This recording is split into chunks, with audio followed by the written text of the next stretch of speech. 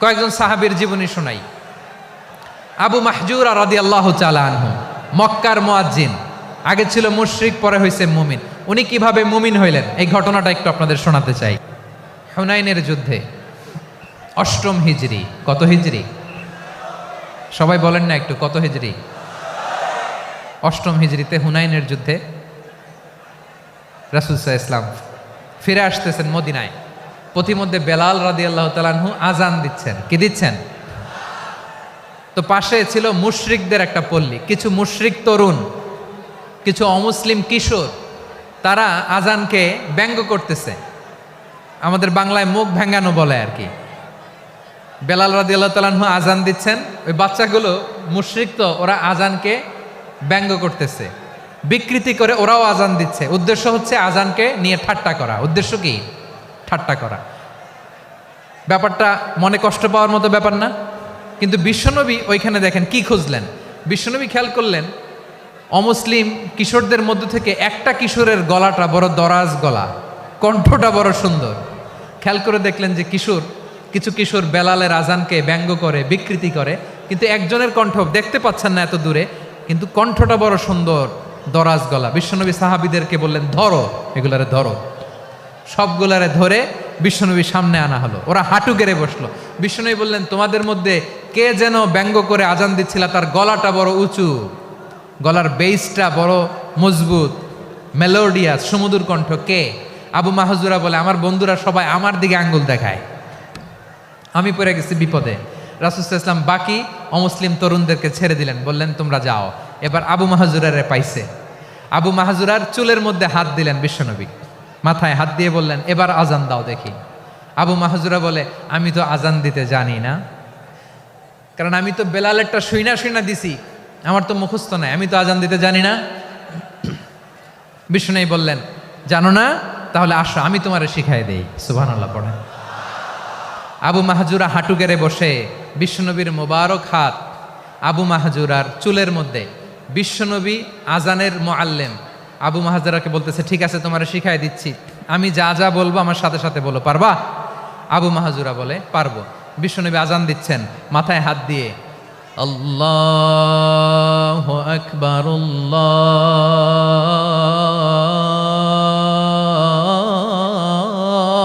আল্লাহু আকবার। আবু মাহজুরা এই বাক্যটা পড়লেন। বিশ্বনবী দ্বিতীয় বাক্য পড়তে আরম্ভ করলেন, আল্লাহু আকবার,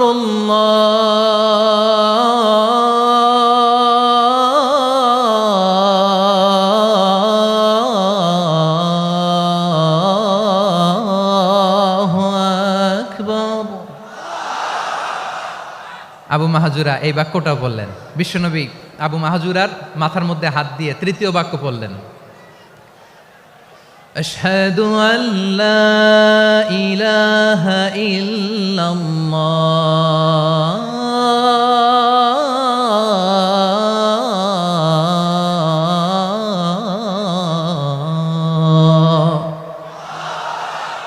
আবু মাহজুরা তৃতীয় বাক্য পড়লেন। বিশ্বনবী একটা বাক্য পরে আবু মাহজুরা পড়ে, বিশ্বনবী পরে আবু মাহজুরা পড়ে। আবু মাহজুরা কিন্তু অমুসলিম, মুশরিক। আবু মাহজুরা বলে, এক একটা বাক্য পড়ি আমার কলিজাটা গলে ঠান্ডা হয়ে যায়। এতদিন মোহাম্মদকে গালি দিতাম, এখন মোহাম্মদ আমার মাথায় যখন হাত রাখছে আমার সারা শরীর ঠান্ডা হয়ে গেছে। বিশ্বনবী আজান শিখাচ্ছেন, একটা একটা বাক্য পড়ে আবু মাহজুরাও পড়ে, বিশ্বনবী পড়ে, আবু মাহজুরাও পড়ে। পুরো বাক্যগুলো যখন শেষ, আজান শেষ, আবু মাহজুরাও যখন পুরো আজান পড়লেন, আবু মাহজুরা বললেন, এতদিন মোহাম্মদের চেহারা দেখলে আমার ঘৃণা লাগতো, আজ থেকে মোহাম্মদের চেহারার চেয়ে প্রিয় চেহারা আমার কাছে নাই। আবু মাহজুরা বললেন, ও মুহাম্মদ, আজানের বাক্য তো আপনি আমারে শেখালেন, এখানেই শেষ করবেন না, আপনি আমারে পড়ায় দেন, লা ইলাহা ইল্লাল্লাহু মুহাম্মাদুর রাসূলুল্লাহ সাল্লাল্লাহু আলাইহি ওয়াসাল্লাম। বিশ্বনবীর সাথে দাঁড়িয়ে উনি শাহাদা পড়ে মুসলমান হয়ে গেলেন। এবার আবু মাহজুরা বলে, ইয়া রাসূলুল্লাহ, ইয়া হাবিবাল্লাহ, আমি মুমিন হয়েছি, মুসলমান হয়েছি, আপনার কাছ থেকে আজান শিখার সৌভাগ্য আমি লাভ করেছি গো নবী। আমার কণ্ঠের বড় তারিফ করেছেন, আপনি আমার আজানকে আপনি পছন্দ করেছেন। একটা জিনিস আপনার কাছে চাই, আপনি আমাকে মক্কার মসজিদুল হারামের মুয়াজ্জিন হিসেবে অ্যাপয়েন্ট করে দে। বিষ্ণু ইসা ইসলাম বললেন, যাও আবু মাহজুরা, আমি তোমাকে পৃথিবীর শ্রেষ্ঠতম মসজিদ মক্কার মসজিদুল হারামের মুয়াজ্জিন হিসেবে অ্যাপয়েন্ট করে দিলাম। দেখছেন কিভাবে ট্যালেন্ট হান্টিং করতে হয়, কিভাবে হিউম্যান রিসোর্স মানব সম্পদকে ব্যবহার করতে হয়। আসছিল আজানকে ভেঙ্গাইতে, আসছিল কেন? আজানকে ব্যঙ্গ করার জন্য, বিকৃত করার জন্য। আজানকে বিকৃত করতে যে ইসলামের সবচেয়ে শ্রেষ্ঠ মসজিদের মুয়াজ্জিন হয়ে গেল। পড়েন সুবহানাল্লাহ। হযরত আবু মাহজুরা রাদিয়াল্লাহু তাআলা আনহু ওনার এই সুললিত কণ্ঠ ব্যবহার করে মসজিদুল হারামে এত সুন্দর করে আল্লাহু আকবার বলে আজান দিতেন। মানুষগুলোর, মুসল্লিগুলোর, মক্কাবাসীর হৃদয়কে তিনি বিগলিত করে দিতেন। মানুষের হৃদয়কে ঠান্ডা হয়ে যেত। শুধু এখানেই শেষ না আমার যশোরের ভাইয়েরা। বিশ্বনবী যখন সাইয়েদনা আবু মাহজুরা রাদিয়াল্লাহু তাআলা আনহুকে আজান শিখাচ্ছিলেন, বলেন তো বিশ্বনবীর হাতটা কোথায় ছিল? আবু মাহজুরার মাথার সামনে, এই চুলের উপরে ছিল। আবু মাহজুরা মুবারক হাত আবু মাহজুরার কপালের চুলের যেই জায়গায় লেগেছে, মৃত্যুর আগের দিন পর্যন্ত আবু মাহজুরা মাথার ওই চুলে কোনোদিন ছুরি আর কামার লাগায় নাই, সেখানে কেচি লাগায় নাই, চুলের মধ্যে খুর লাগায় নাই। আবু মাহজুরা ডান দিকের চুল কাটতো, বাম দিকের চুল কাটতো, পেছনের চুল কাটতো, সামনের চুল কাটতো না। আবু মাহজুরা রাদিয়াল্লাহু তাআলা আনহুর সামনের চুলগুলো বড় হতে হতে যখন এত বড় হয়ে যায়, তিনি চুলগুলো পেঁচিয়ে মাথার মধ্যে রাখতেন। তারপরে তিনি পাগড়ি পরতেন। সবাই জিজ্ঞেস করতো, আবু মাহজুরা এটা আবার কেমন স্টাইল? দেখতে তোমারে কি বিদঘুটে লাগে, কেমন অড লাগে, কেমন খারাপ দেখা যায়। মক্কায় এমন কোনো মানুষ তো দেখি নাই, ডানে চুল কাটে, বায়ে চুল কাটে, পেছনে চুল কাটে, সামনে কাটে না। ওরে আবু মাহজুরা, কেমন দেখা যায় তোমারে, তুমি সামনের চুল কাটো না কেন? আবু মাহজুরা বলে, আমি হাঁটু গেড়ে পেয়ারা নবীর সামনে বসেছিলাম, আমার এই মাথার চুলের মধ্যে মুবারক হাত লাগিয়ে বিশ্বনবী নিজে আমাকে আজানের প্রতিটা বাক্য শিক্ষা দিয়েছেন। বিশ্বনবীর মোবারক হাত, পবিত্র হাত আমার মাথার চুলের যেই জায়গায় লেগেছে, আমি চাই ওই চুলগুলা নিয়ে আমি আমার কবরের ভিতরে যাব। সাইয়েদনা আবু মাহজুরা রাদিয়াল্লাহু তাআলা আনহু ইন্তেকালের আগের পর্যন্ত মাথার সামনের চুলগুলা কাটে নাই। মাথার সামনের চুল তিনি কাটেন নাই। সুবহানাল্লাহি বিহামদি। কেমন ভালোবাসতেন বিশ্বনবী সাহাবীদেরকে, সাহাবারা কেমন ভালোবাসতেন বিশ্বনবীকে। সামনের চুলগুলো বড় হতে হতে এত বড় ছিল, পেঁচিয়ে রেখে পাগড়ি পরতেন, কাটতেন না। নবীর হাত লেগেছিল। সুবহানাল্লাহ পড়েন। তাহলে what is the lesson, moral of the story কি? মোরাল অফ দ্য স্টোরি হচ্ছে, আসছিল আজানকে ব্যঙ্গ করার জন্য, বিকৃত করার জন্য, হয়ে গেল মসজিদুল হারামের মুয়াজ্জিন। দেখেন বিশ্বনবী একটা খারাপ সিচুয়েশনের মধ্যে থেকে কি ভালো জিনিস বের করে আনলেন। আমি যে শুরুতে বলেছি কিভাবে তিনি হিউম্যান রিসোর্সকে ডেভেলপ করেছেন, ম্যানেজ করেছেন। তিনি যে চৌকস ট্যালেন্ট হান্টার ছিল, দেখেন সবার মধ্যে থেকে এর বাছাই করে মুয়াজ্জিন বানাই দিয়েছেন। সুবহানাল্লাহ পড়েন। তার মানে এই না সবাইরে ধরে ধরে উনি মুয়াজ্জিন বানাইছেন। যার যেই ট্যালেন্ট আছে তাকে ওই কাজে অ্যাসাইন করেছেন। যার যেই প্রতিভা আছে তার প্রতিভাকে ইসলামের কাজে লাগিয়েছেন। সুবহানাল্লাহ পড়েন। যায়েদ বিন সাবেত রাদিয়াল্লাহু তাআলা আনহু নাম শুনেছেন? যশোর কথা বেরোয় না। যদি জিগায় সালমান খানের নাম শুনছেন, সবাই হাত তুলবে, জি হুজুর শুনছি, মানে সব দেখা শেষ। সালমান খান, আমির খান, অমুক খান, সব খান মুখস্থ, কিন্তু যায়েদ বিন সাবেতের নাম মুখস্থ নাই মুসলমানদের। যেই সাহাবী মাথার সামনের চুল কাটে নাই, মসজিদুল হারামের মুয়াজ্জিন বানাইছেন বিশ্বনবী, ওই সাহাবীর নাম কি? খায়া ফেলাইস, স্লোগানের সাথে খায়া ফেলাইস। আবু মাহজুরা। কি নাম? আবু মাহজুরা আল জুমাহি রাদিয়াল্লাহু তাআলা আনহু। এই নামটা আজকে নিয়ে যাইতে হবে যশোর। আবু মাহজুরা রাদিয়াল্লাহু তাআলা আনহু। 2 নম্বরে বলছিলাম যায়েদ বিন সাবেত রাদিয়াল্লাহু তাআলা আনহু। বিশ্বনবী দেখলেন মদিনার এই আনসারী সাহাবী হাইলি ট্যালেন্টেড, ইন্টেলেকচুয়াল, মেরিটোরিয়াস, জ্ঞানের প্রতি তার আকর্ষণ, মারাত্মক আকর্ষণ। বিশ্বনবী তাকে দায়িত্ব দিলেন, কোরআন যা নাজিল হয় তুমি লিখো, কাতিবুল ওয়াহি বানায় দিলেন। সুবহানাল্লাহ। যায়েদ বিন সাবেতরে আবার আজান শেখান নাই, কারণ তার মধ্যে বিশ্বনবী প্রতিভা দেখেছেন, একাডেমিক প্রতিভা। বিশ্বনবীর একাডেমিক প্রজেক্টগুলো তিনি হ্যান্ডেল করতেন। যায়েদ বিন সাবেত ছিল বিশ্বনবীর ব্যক্তিগত সচিব। কি ছিল? ব্যক্তিগত সচিব, বোঝেন নাই? বিশ্বনবীর ব্যক্তিগত সচিব এবং দোভাষী। ইহুদিরা কিছু লিখে দিলে এটার অর্থ বিশ্বনবীরে বুঝায় দিতেন, আবার ইহুদিদের কাছে কিছু লিখতে হলে তিনি লিখে দিতেন। বিশ্বনবী একদিন বললেন, ইন্নী ওয়াল্লাহি মা আমানু ইয়াহুদা আলা কিতাব। ইহুদিরা যে চিঠি পাঠায় অর্থ তো বুঝি না, আরেক ইহুদি আইনে অর্থ করা লাগে। আবার ইহুদিদের কাছে কিছু লিখে পাঠাইতে চাইলে আমরা তো লিখতে পারি না, ইহুদিরে দিয়ে লেখা লাগে। ওরা যে পয়রা শোনায় লিখে দেয়, আমি ওদের বিশ্বাস করি না। আমার নিজের একজন লোক দরকার। বিশ্বনবী এই যায়েদ বিন সাবেতকে চুজ করলেন ল্যাঙ্গুয়েজের জন্য। উনি বললেন, যায়েদ, তোমার সফট স্কিলকে ডেভেলপ করতে হবে, তুমি হিব্রু ল্যাঙ্গুয়েজ শিখে ফেলো। যায়েদ বিন সাবেত বলল, বিশ্বনবীর মোটিভেশন আর ইন্সপিরেশন পেয়ে আমি 15 দিনে ইহুদিদের এই হিব্রু ল্যাঙ্গুয়েজ শিখে ফেললাম। শুধু শিখে ফেললাম না, হাত্তা হাদিকতু, even I became master in the language. এই ভাষা আমি পারদর্শী হয়ে গেলাম। এরপরে ইহুদিরা চিঠি লিখে পাঠালে আর কোনো ইহুদি ডাকা লাগতো না, আমি নবীর এটার অর্থ শুনে পরে বুঝাই দিতাম। আবার ইহুদিদের কাছে চিঠি লেখা লাগলে আমি যায়েদ বিন সাবেত চিঠি লিখে দিতাম। সুবহানাল্লাহ।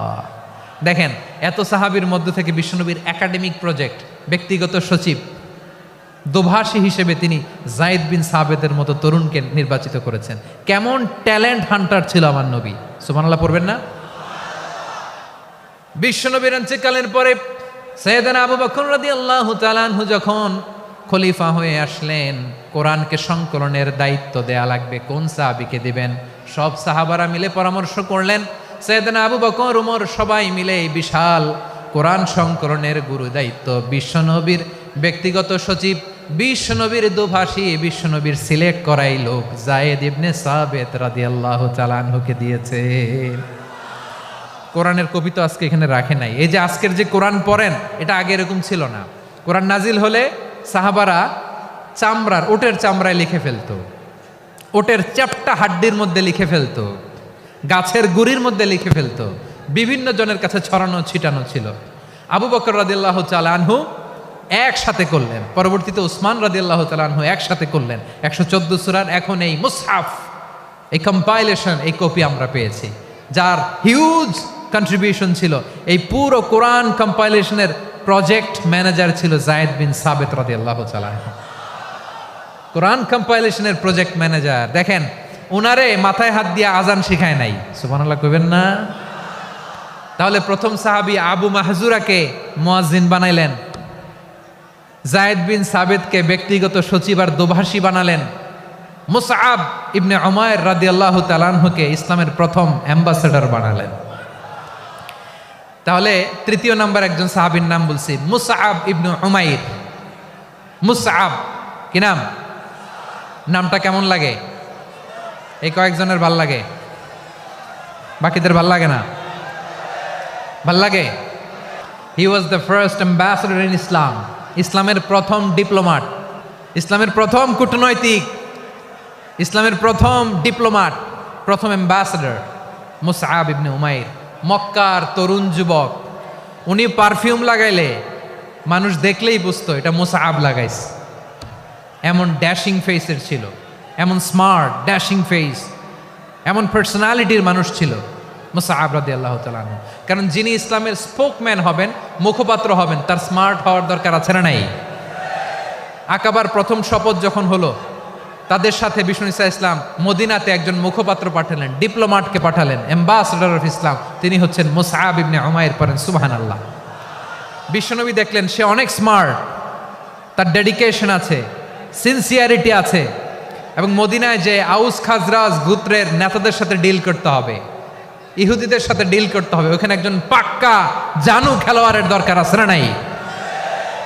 মুসআব ইবনে উমাইর রাদিয়াল্লাহু তাআলা আনহু, ওনাকে বিষ্ণু ঈসা ইসলাম চুজ করলেন। এবং বিষ্ণু ঈসা ইসলামের এই চুজিংটা, এই সিলেকশনটা এত সুন্দর ছিল তিনি মদিনাতে যেয়ে বিশ্বনবী আসার আগেই মদিনার জমিনকে তিনি উর্বর করে ফেলছেন। প্রতিটা ঘরে ঘরে কালিমার দাওয়াত তিনি পৌঁছায় দিচ্ছেন। জুমার বিধান নাজিল হয়েছে, কিন্তু মক্কায় পরিবেশ নাই জুমা পালনের। বিষ্ণু ইসলাম একজনকে দিয়ে খবর পাঠালেন, যাও মদিনায় মুসাবকে যেয়ে বলো, মুসাব তো আমার শিক্ষক, আমার স্পোকম্যান, মদিনাতে যেন তারা জুমা কায়েম করে। বিশ্বনবীর আগেই মুসাব মদিনার মুসলিমদেরকে নিয়ে মদিনায় প্রথম জুমা কায়েম করে ফেলছে। কোন সুবহানাল্লাহ। ডিপ্লোম্যাটদের কেমন হইতে হয়, অ্যাম্বাসেডারের কেমন হইতে হয়, মুসাব রাদিয়াল্লাহু তাআলা আনহুর কাছ থেকে শিখে নাও। মুসাব নামটা কেমন লাগে? যশোর যাদের সন্তান হবে, ছেলে সন্তান, আমার রাস্তায় পাইলে সবাই জিজ্ঞেস করে, হুজুর একটা নাম দেন, আমার ছেলে হবে। যশোরবাসীর জন্য আমি একটা নাম দিয়ে দিলাম, নাম রাখতে হবে মুসাব। কি নাম? নামটা যাদের ভাল লাগে, ছেলে সন্তান অনাগত আসবে, মনে চাইলে নাম রেখে দিবেন মুসাব রাদিয়াল্লাহু তাআলা আনহুর নামে মুসাব। তাহলে মুসাব রাদিয়াল্লাহু তাআলা আনহুকে বিশ্বনবী ল্যাঙ্গুয়েজ শিখান নাই, সফট স্কিল শিখান নাই। জায়েদ রাদিয়াল্লাহু তিনি হিব্রু ল্যাঙ্গুয়েজ শিখেছেন, সুরিয়ানি শিখেছেন, কিন্তু মুসাবকে তিনি বানিয়েছেন the spokesman of Islam, the first diplomat, the ambassador of Islam. সুবহানাল্লাহ পড়বেন না? আব্দুল্লাহ ইবনে আব্বাস রাদিয়াল্লাহু তাআলা আনহু বিশ্বনবীর কাজিন, চাচাতো ভাই।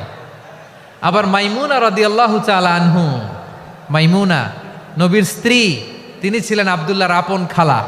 তো নবীর বউ যদি ওনার খালা হয়, নবী তার কি? বুঝে নাই, নবী তার কি? খালু। তাহলে সম্পর্ক অনেক গভীর, কাজিন আবার খালু। ছোট্ট মানুষ, তাই রাতে মাঝে মাঝে ঘরে থাকতো। বিশ্বনবী দেখলেন আব্দুল্লাহ যেহেতু আমার ঘরে ঢুকতে পারে, আব্দুল্লাহরে এই উম্মতের বড় শিক্ষাবিদ বানাইতে হবে। কথা বোঝে নাই? আব্দুল্লাহকে কি বানাইতে হবে? শিক্ষাবিদ, এডুকেটর অফ দিস উম্মা, এই উম্মার শিক্ষাবিদ বানাইতে হবে। তাই আব্দুল্লাহ ইবনে আব্বাসকে বিশ্বনবী হাতে কলমে শিক্ষা দিয়েছেন। আব্দুল্লাহ ইবনে আব্বাস রাদিয়াল্লাহু তাআলা আনহু, মনোযোগ দিয়ে কয়েকটা মিনিট শুনুন, আমি এখনই শেষ করে দিচ্ছি। আব্দুল্লাহ ইবনে আব্বাস রাদিয়াল্লাহু তাআলা আনহু, ওনাকে বিশ্বনবী হাতে কলমে শিক্ষা দিয়েছেন, যেহেতু উম্মতের শিক্ষাবিদ হবেন, এডুকেটর হবেন। তো বিশ্বনবী রাতে যখন তাহাজ্জুদ পড়তেন, ছোট্ট আব্দুল্লাহ ঘরে থাকতো। বুঝতে পেরেছেন? ছোট্ট মানুষ তো ঘরে থাকতো। তো বিশ্বনবী তাহাজ্জুদের জন্য একবার দাঁড়িয়েছেন, ছোট্ট আব্দুল্লাহ ওযু করে দাঁড়াইছে। আচ্ছা বলেন তো, ইমাম আর মুসল্লি মোট যদি দুইজন হয়, একজন ইমাম একজন মুসল্লি, তো মুসল্লি ইমামের কোন দিকে দাঁড়াবে? ডানে দাঁড়াবে।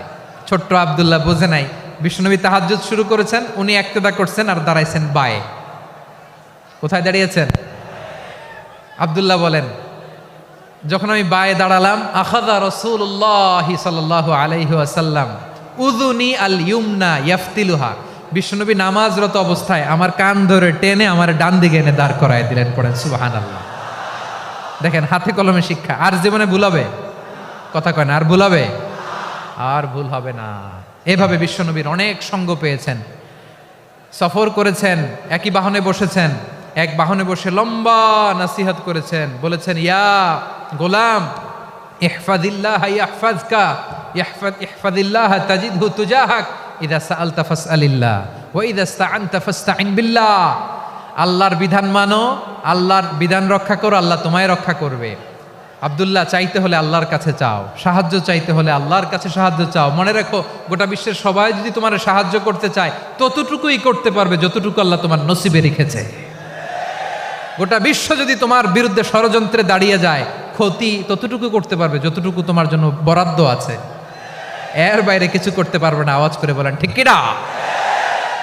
এভাবে হাতে কলমে শিখিয়েছেন, বিশ্বনবীর সঙ্গ পেয়েছেন। উনাকে বিষ্ণু ইসলাম শিক্ষাবিদ, এডুকেটর অফ দিস উম্মাহ হিসেবে সিলেক্ট করেছেন, হাতে কলমে শিখিয়েছেন। বিশ্বনবী একবার প্রকৃতির ডাকে সাড়া দিয়ে এসেছেন। এখন কি করতে হবে? নামাজের জন্য অজু করতে হবে। বিশ্বনবী এসেই দেখেন অজুর বদনায় পানি ভরা, খুশি হয়ে গেলেন, বললেন, কে রেখেছে পানি? একজন বলল, আব্দুল্লাহ রেখেছে। বিশ্বনবী অত্যন্ত খুশি হলেন, খুশি হয়ে একটা দোয়া করলেন, বললেন, আল্লাহুম্মা ফাক্কিহু ফিদ্দীন ওয়া আল্লিমহু তা'ওয়ীল। আল্লাহ, তুমি আব্দুল্লাহকে দ্বীনের বুঝ দিও আর কোরআনের তাফসির শিক্ষা দিও। বিশ্বনবীর এই দোয়া এমন লাগছে, উনি রঈসুল মুফাসসিরিন, এই পৃথিবীতে যত মুফাসসির ছিল, যত মুফাসসির আসবে, সকল মুফাসসিরের সম্রাট হিসেবে স্বীকৃত হয়েছেন। আব্দুল্লাহ ইবনে আব্বাস। বিশ্বনবী ওনারা আজান শিখান নাই, বিশ্বনবী ওনারা ল্যাঙ্গুয়েজ শিখান নাই, বিশ্বনবী ওনারা অ্যাম্বাসাডার বানান নাই, হাতে কলমে শিক্ষা দিয়েছেন। ছোট্ট মানুষ বিশ্বনবী ইন্তেকাল করলেন, আবু বকরের সময় গেল, ওমরে ফারুকের খেলাফত, তখনও তিনি তরুণ। ওমরে ফারুক রাদিয়াল্লাহু তাআলা আনহু ওনার ক্যাবিনেট মিনিস্ট্রির বৈঠকে এ আব্দুল্লাহ ইবনে আব্বাসকে পাশ দিয়ে বসায় রাখতেন। বয়স্ক সাহাবারা এটা পছন্দ করতো না, তারা বলতো ঘটনা কি, আব্দুল্লাহর মতো ছেলে নাতি আমাদের আছে, এরা কেন রাখে ওমরে ফারুক? ওমরে ফারুক এটা টের পেলেন, তিনি বুঝতে পারলেন যে ক্যাবিনেট মেম্বাররা এটা পছন্দ করে না, ছোট্ট আব্দুল্লাহরা কেন রাখি, কেন যে রাখি এটা একদিন বুঝাবো। একদিন মিটিংয়ে তিনি সবাইকে বললেন, ইদা জাআ নাসরুল্লাহি ওয়াল ফাতহ। এই আয়াত দ্বারা উদ্দেশ্য কি বলেন তো মুরব্বী সাহাবীরা? এক সাহাবী বলেন, এ সূরা দ্বারা উদ্দেশ্য আল্লাহ বলেছেন আমাদেরকে বিভিন্ন ল্যান্ড, বিভিন্ন এলাকা বিজয় করতে হবে। ওমরে ফারুক বললেন না, হয়নি। আরেকজন বললেন, বিজয় হওয়ার পর আমাদের বেশি বেশি আল্লাহর বরত্বের ঘোষণা দিতে হবে, এটা উদ্দেশ্য। ওমরে ফারুক বললেন না, হয় নাই। যারে জিজ্ঞেস করেন কেউ পারে না। সব শেষে বিশ্বনবী ছোট্ট আব্দুল্লাহরে বলেন, আব্দুল্লাহ ইদা জাআ নাসরুল্লাহি ওয়াল ফাতহ এর দ্বারা উদ্দেশ্য কি বলো তো? ছোট্ট আব্দুল্লাহ বলেন, হুয়া আজালু রাসূলিল্লাহ। এই আয়াত দ্বারা বিশ্বনবীর বিদায়কে উদ্দেশ্য নেওয়া হয়েছে। ওমরে ফারুক বললেন, হাদা হুয়া, এটাই তো সঠিক উত্তর, এটাই সঠিক তাফসীরে আয়াতের।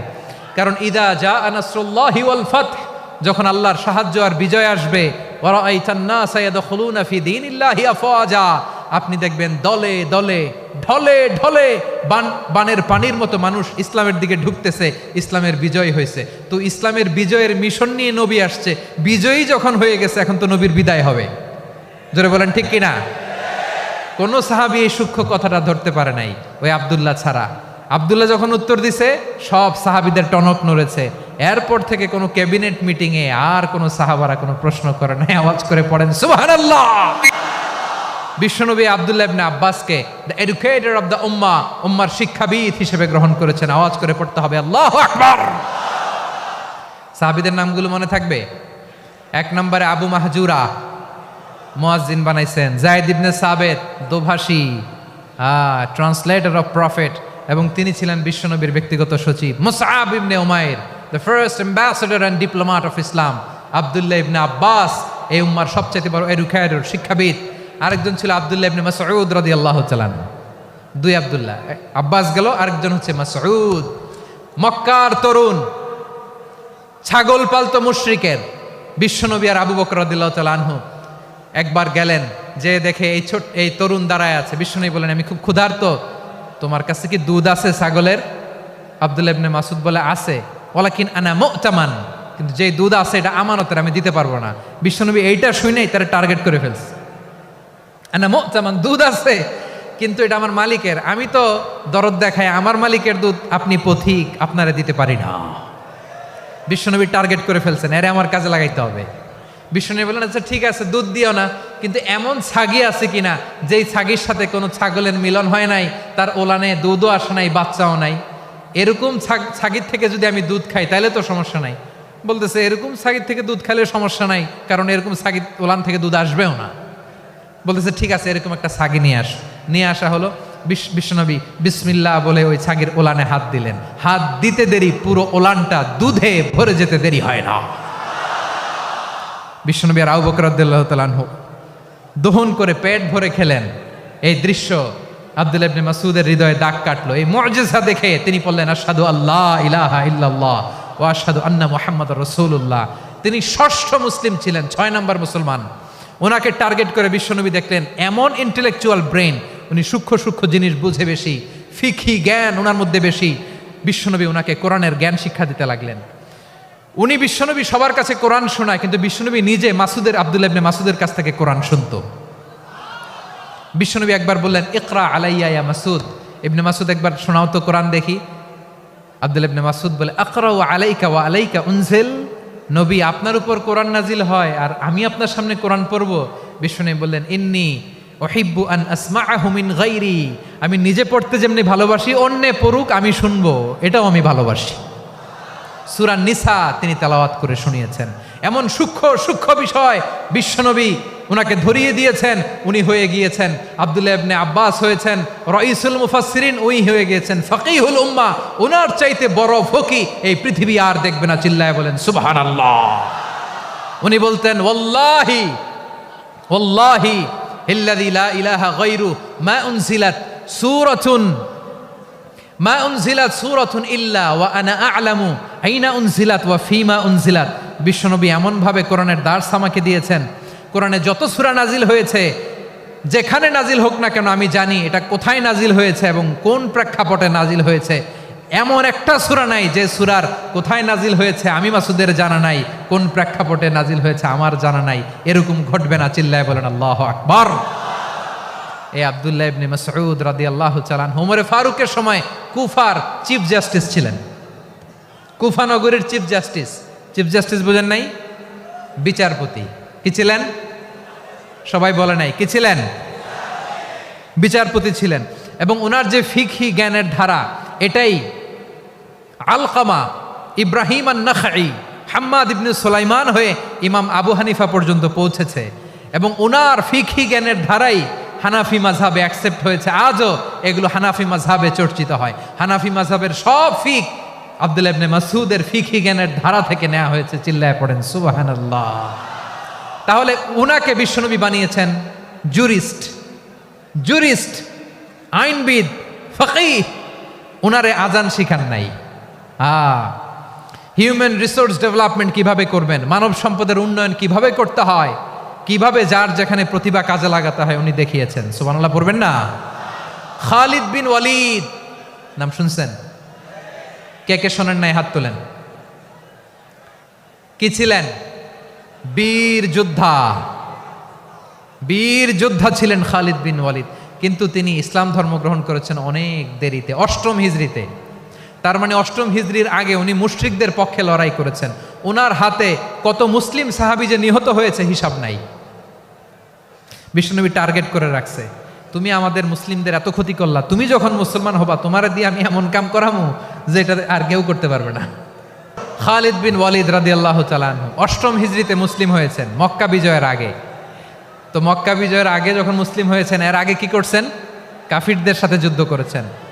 উনি উহুদের যুদ্ধে মুসলমানদের যে পরাজয় ভাব, কঠিন পরিস্থিতির মুখোমুখি উনার কারণে পেছন থেকে এমন আতর্কিত আক্রমণ করেছেন, মুসলমানদেরকে কচুকাটা করেছেন।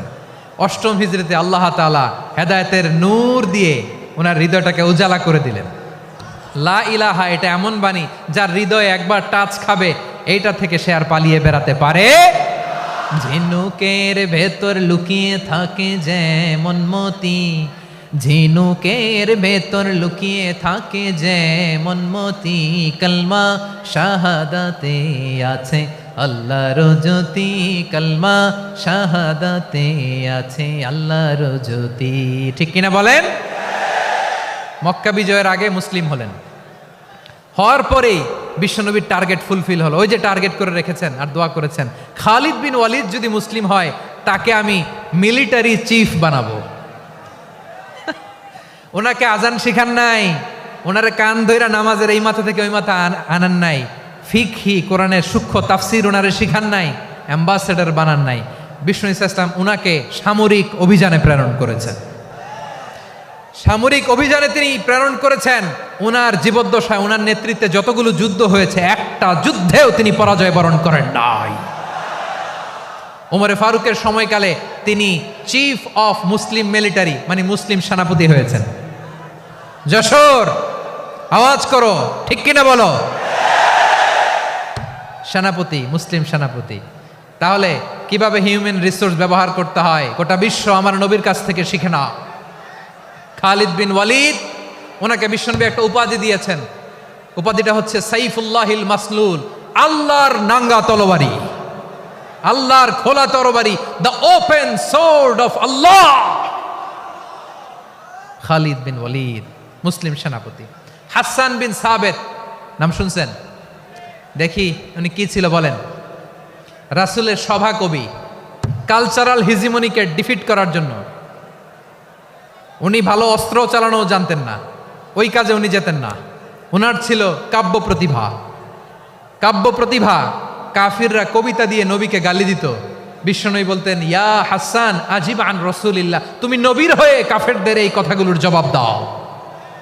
বিশ্বনবীর একটা মিম্বার ছিল, বিশ্বনবীর মিম্বারের পাশাপাশি মসজিদে নববীতে এই হাসান বিন সাবিতের জন্য বিশ্বনবী একটা স্পেশাল মিম্বার বানিয়ে দিয়েছেন। এখান থেকে তুমি জবাব দাও। এবং বিশ্বনবী বলেছেন, আল্লাহুম্মা আইয়িদহু বিরূহিল কুদুস। আল্লাহ, হাসান আমার পক্ষে জবাব দেয়, তুমি জিব্রাইল মারফত তাকে সাহায্য পাঠাইয়া দিও। রাসূল সাল্লাল্লাহু আলাইহি ওয়াসাল্লামের সভা কবি, the poet of the prophet, নবীর কবি, উনি কবিতা দিয়ে এমন উচ্চাঙ্গের ভাষায় কবিতা দিয়ে তিনি জবাব দিতেন, কাফিরদের গা শিহরে যেত, তাদের হৃদয়ে আগুন ধরে যেত। তাহলে এরকম কবিরও দরকার আছে না নাই? এখন যাকে আল্লাহ দিছে কাব্য প্রতিভা, এরা যদি আপনি যুদ্ধের ময়দানে পাঠান হবে? যারে দিছে সুরেলা গলা, এরা যদি অ্যাম্বাসেডর বানান হবে না। হাসান বিন সাবিত ছিলেন বিষ্ণু সাল্লাল্লাহু আলাইহি ওয়াসাল্লামের কবি। হুযায়ফা ইবনুল ইয়ামান বিশ্বনবীর গোয়েন্দা বিভাগের প্রধান। কিসের প্রধান? হুযায়ফা ইবনুল ইয়ামান, ওনার ছিল ডিটেকটিভ মাইন্ড, গোয়েন্দা বিভাগের প্রধান।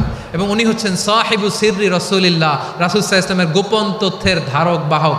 নবীর যেই কথা কেউ জানে না, সব হুযায়ফার পেটের ভিতরে ছিল। সুবহানাল্লাহ পড়েন। মদিনার যত ইহুদিদের একটা লিস্ট ছিল, এই লিস্ট শুধু দুইজন জানতো, বিশ্বনবী আর হুযায়ফা। সুবহানাল্লাহ পড়বেন না? তাহলে ওনাকে কোন দায়িত্ব দিছে? কোন বিভাগ? যশোর, আওয়াজ করো, কোন বিভাগ? গোয়েন্দা বিভাগের হেড ছিল। খন্দকের যুদ্ধে প্রচন্ড আজকের মতো শৈত্য প্রবাহ, মাটি খনন করতে করতে সাহাবীদের পেটে ক্ষুধা নাই, দাঁড়াইতে পারে না নামাজের জন্য, এত ক্লান্ত, ক্লান্ত শ্রান্ত। বিশ্বনবী বললেন, কে আছো এই কঠিন শীত, এই ভয় আর ক্ষুধার মধ্যেও খন্দকের পরীক্ষার টপকে শত্রু শিবিরে যে আমাকে তথ্য দিবা, কে আছো? কারো গায়ে শক্তিই নাই যে দাঁড়াবে, কেউ দাঁড়ায় না। বিশ্বনবী তখন নিজে হুযায়ফাকে ডাক দিলেন, হুযায়ফা, যে আমাকে আজকে শত্রু শিবিরের তথ্য এনে দিবে, সে জান্নাতে আমার মোরাফাকা, আমার সঙ্গী হবে। হুযায়ফা রাদিয়াল্লাহু ইবনুল ইয়ামান জীবনের ঝুঁকি নিয়ে এই ক্ষুধা, শৈত্য প্রবাহ, কোল্ড ওয়েভসকে উপেক্ষা করে পরীক্ষা টপকে শত্রু শিবিরে যে সবার কথাগুলো চুপে চুপে শুনে বিশ্বনবীর দরবারে এসে গোয়েন্দাদের মতো তথ্য সরবরাহ করেছে। বিশ্বনবীর গোয়েন্দা বিভাগের প্রধান হুযায়ফা ইবনুল ইয়ামান ইন্টেলিজেন্স বিভাগ চালাতেন। মুনাফিকদের নাম ওনার কাছে ছিল। মুআয ইবনে জাবাল মদিনা রাষ্ট্রের সবচেয়ে সিনিয়র আমলা ছিলেন। আমলাতন্ত্র চিনেন তো? প্রশাসনিক কাজ যারা চালায়, অ্যাডমিনিস্ট্রেশন বোঝেন না? The department of administration. মদিনার রাষ্ট্রের সিনিয়র আমলা মুআয ইবনে জাবাল মুতাখাসসিসুন ফিল হালাল ওয়াল হারাম, হালাল হারামের স্পেশালিস্ট ছিলেন। বিশ্বনবী উনাকে ইয়ামানের গভর্নর করে পাঠিয়েছেন। বলেছেন, ইন্নাকা তা'তি কওমান আহলা কিতাব, এমন গোষ্ঠীর কাছে যাবা ইহুদি নাসারা, আগে শাহাদা পড়লে এরপরে নামাজের দাওয়াত দিও, নামাজ পড়লে যাকাতের দাওয়াত দিও। গভর্নরের অ্যাটিটিউড যেমন থাকে তেমন অ্যাটিটিউড ধরে রেখো। সুবহানাল্লাহ পড়েন। তাহলে মুআয ইবনে জাবালকে দিয়ে বিশ্বনবী কবিতা লেখায় নাই, চিঠি লেখায় নাই, আজান দেওয়ায় নাই। সুবহানাল্লাহ পড়বেন না? সব শেষ সাহাবী বলি আবু হুরায়রা রাদিয়াল্লাহু তাআলা আনহু। নাম শুনছেন? বিড়ালের বাবা। কি করতেন? খালি হাদিস মুখস্থ করতেন। উনি বলতেন, আলজামু রাসূলুল্লাহ আলা মিল ইবাতনি, আমার শুধু পেটের ক্ষুধার বন্দোবস্ত হইলে আমি নবীর সঙ্গ ছাড়তাম না। আমার আনসার সাহাবারা ক্ষেত খামারের কাজ করত, আমার মুহাজির সাহাবারা ব্যবসা করত, আর আমি নবীর সাথে সাথে থাকতাম। শুধু সকাল বিকাল দুই বেলা যদি আমার খাবারের বন্দোবস্ত হয়, আমি আর নবীর লক ছাড়ি না। সুবহানাল্লাহ কইবেন না? 5374টা হাদিস তিনি বর্ণনা করেছেন। সবচেয়ে বেশি হাদিস বর্ণনাকারী সাহাবী। হাদিস প্রিজার্ভেশনের কাজে বিশ্বনবী ওনাকে কাজে লাগিয়েছেন। উনি একদিন বলেন, ইয়া রাসূলুল্লাহ আসমাউ মিনকা কাসীরান ফালা আহফাজু, নবী অনেক কথা শুনি আমার মনে থাকে না। বিষ্ণু বললেন, তাই? উবসুত রিদাক, তোমার চাদরটা বিছাও। আবু হুরায়রা বিছালেন, বিশ্বনবী হাত বুলায় দিলেন, এরপরে অনেক হাদিস বর্ণনা করলেন। আবু হুরায়রা বলে, তারপর থেকে বিশ্বনবী যাই বর্ণনা করে আমি শুনি আর একটাও ভুলি না। এখন সুবহানাল্লাহ। বিশ্বনবী ওনাকে হাদিস প্রিজার্ভেশন, নবীর এই যে লক্ষ্য হাদিস প্রিজার্ভেশনের এই দায়িত্ব দিয়েছেন সাইয়েদনা আবু হুরায়রা রাদিয়াল্লাহু তাআলা আনহুকে।